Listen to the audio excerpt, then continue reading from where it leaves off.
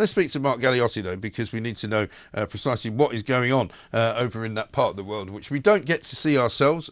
In Ukraine, of course, Moscow's been warning the US of fatal consequences. Presumably this is all about Joe Biden giving permission, if you like, to Ukraine to use American weapons to fire into Russia. Mark, a very good morning to you. Good morning.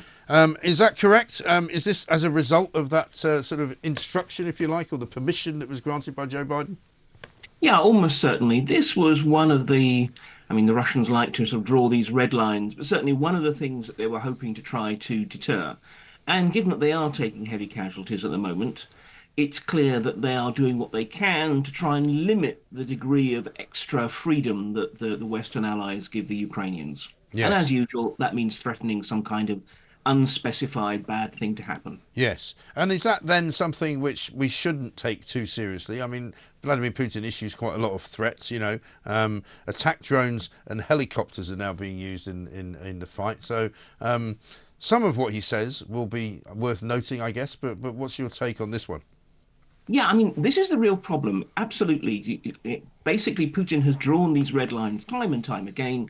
They've been crossed time and time again by Ukraine and the Allies, and lo and behold, nothing really much happens.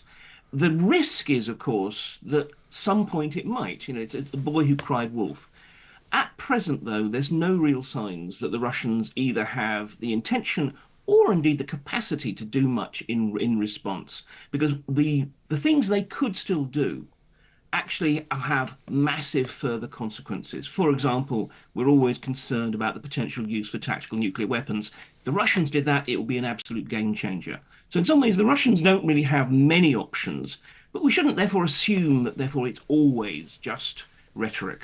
No, quite. I mean, they say Russia that they've intercepted 20 Ukrainian drones in the Kursk region. Does that mark a sort of a different change in approach from Ukraine, a different tactic?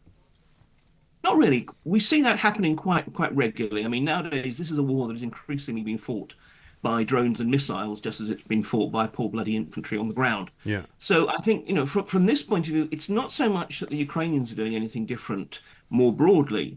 It's that the Russians are having to try and reassure their own people that, in fact, they're on top of this. A lot of this rhetoric isn't actually aimed at us. It's aimed at ordinary Russians to basically say, don't worry, things are going to go okay after all, because most Russians are not that keen on this war. Well, presumably they're not that keen on the conscription of the youngsters who have been called up to fight either.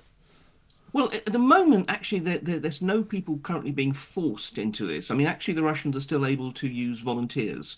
It's the Ukrainians who are having more of a problem with the conscription. But that's always the big fear. When they did actually mobilize people forcibly to the war back in 2022, for every one person they mobilized, two or three people actually fled the country. So, it is clear that absolutely, from ordinary Russians' point of view, this is the big fear, that if actually the war expands, you're going to start getting your husband, your brother, or whatever, suddenly dragged off to the front line. Yeah, exactly right. Good to talk to you, Mark Galeotti, the Russia analyst. Thank you very much indeed. Talking